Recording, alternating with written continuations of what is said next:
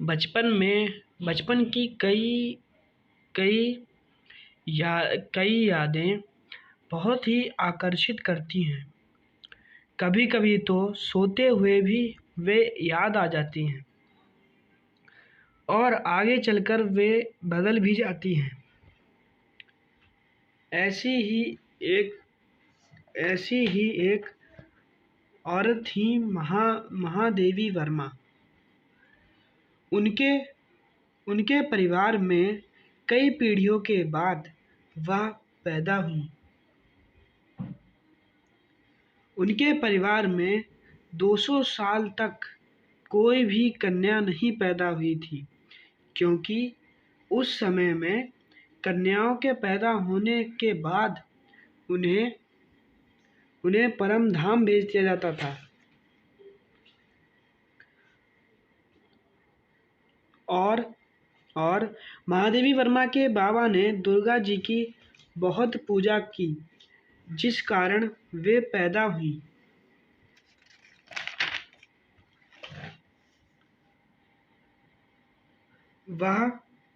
वह जब पैदा हुई तो उनकी खूब खातिरदारी हुई। उनके साथ उन्हें वह व्यवहार नहीं सहना पड़ा जो अन्य कन्याओं के साथ होता था। उनके परिवार में उनके दादाजी उर्दू और फारसी जानते थे। उनके पिताजी अंग्रेजी जानते थे। उनके परिवार में हिंदी वातावरण का कोई भी ना था। उनके दादाजी चाहते थे कि वे बड़ी होकर विदुषी बने, पर उनके लिए दादाजी ने बहुत ही ऊंचा सोच लिया था। महादेवी जी ने पंचतंत्र और संस्कृत पढ़ी। उनके दादाजी चाहते थे कि वे उर्दू और फारसी सीख लें, लेकिन महादेवी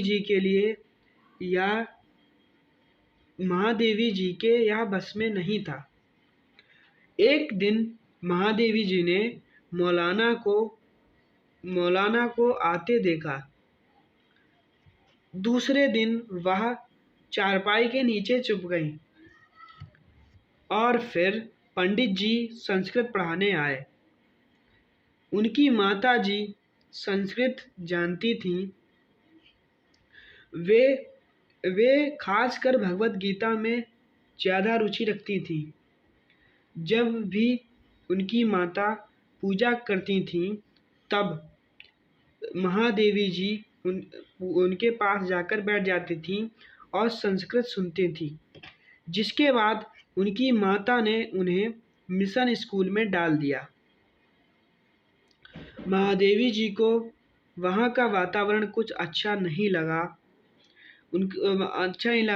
और वहाँ प्रार्थना भी अलग थी और वहाँ का वातावरण उन्हें बहुत ही विचित्र लगा। उनका मन नहीं किया और उन्होंने वहाँ जाना बंद कर दिया। वे रोने धोने लगीं। फिर उनकी माता ने उन्हें क्रास्थवेट गर्ल्स कॉलेज में डाल दिया।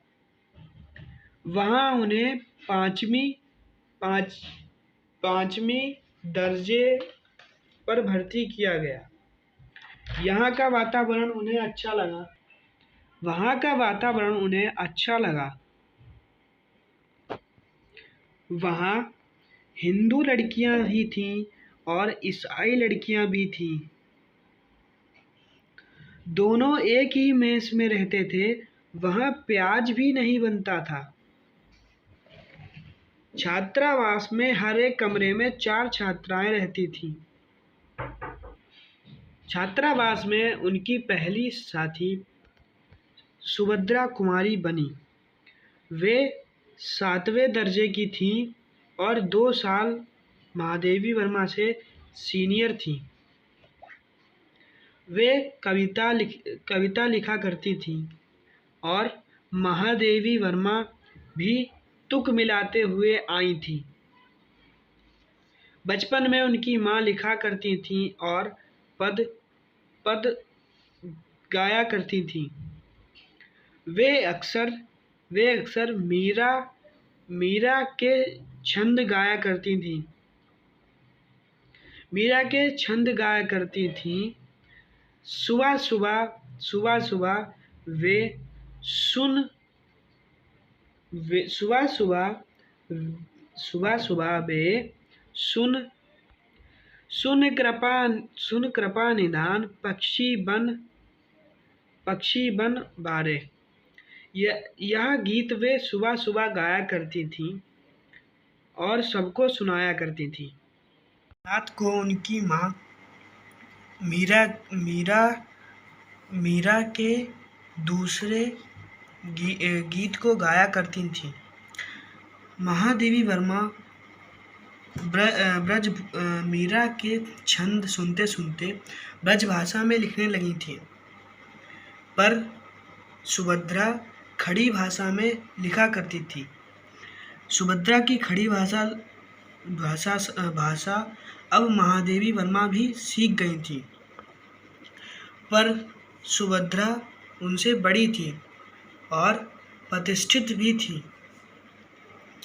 एक दिन सुभद्रा ने महादेवी वर्मा से पूछा, क्या तुम कविता लिखती हो? महादेवी वर्मा जी ने डरकर कह दिया, नहीं। इतने में सुभद्रा ने उनकी मेज को खोजना शुरू कर दिया और उनकी मेज से ढेर सारी कविताएं निकल आईं। यह देखकर जैसे एक अपराधी को पकड़ा जाता है, उसी प्रकार सुभद्रा ने महादेवी वर्मा का एक हाथ और उनके कागज दूसरे हाथ में पकड़े और उन्हें पूरे कॉलेज में घुमाया और सबको दिखाती रही कि देखिए, महादेवी वर्मा कविता लिखती है। फिर उन दोनों में दोस्ती हो गई। कॉलेज में एक पेड़ था जिसकी एक डाली लची रहती थी।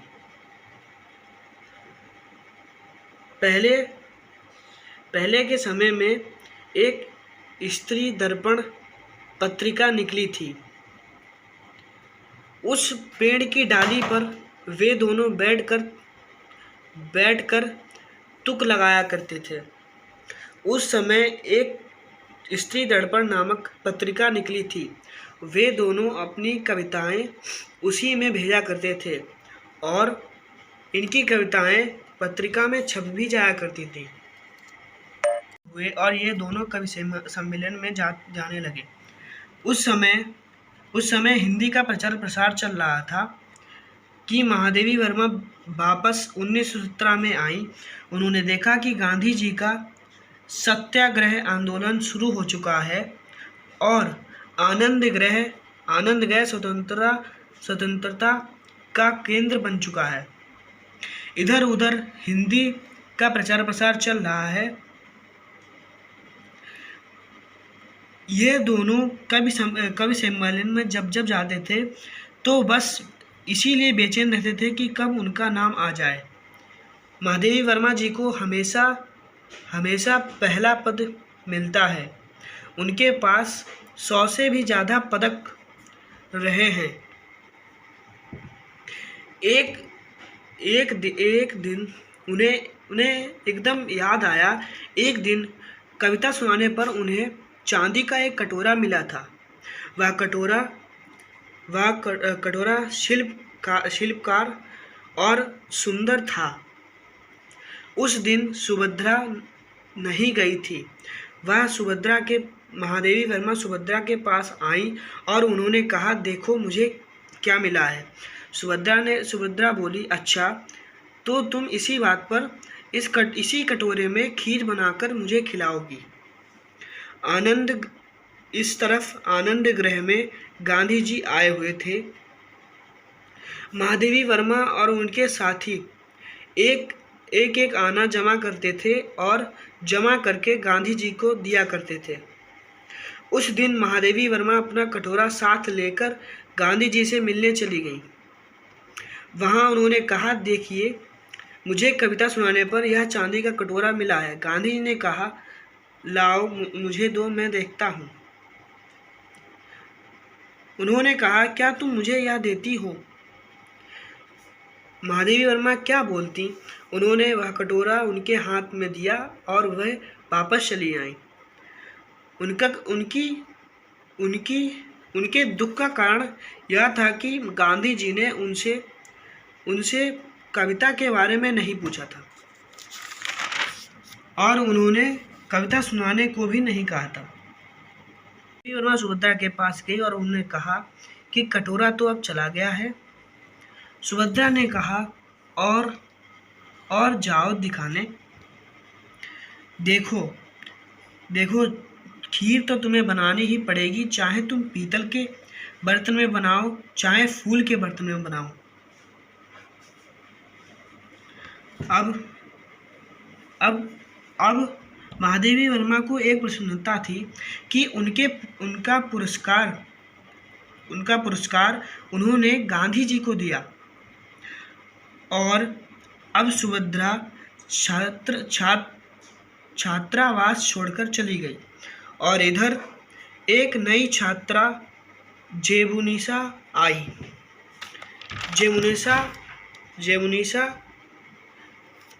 जेमुनीसा महादेवी वर्मा के कमरे में ही रुकी थी।